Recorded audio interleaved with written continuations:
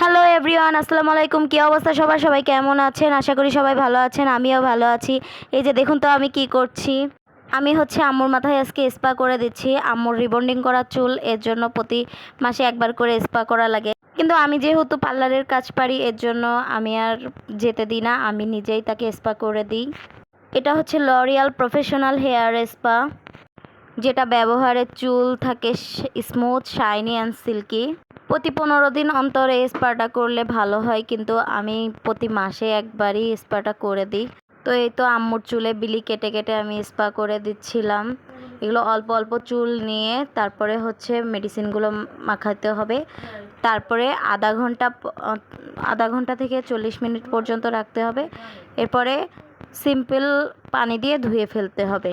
যাই হোক, আজকের মতো ভিডিওটা আমি এখানেই শেষ করছি। ভালো লাগলে লাইক, কমেন্ট, শেয়ার করবেন আর সবাই আমার পাশে থাকবেন। আসসালামু আলাইকুম।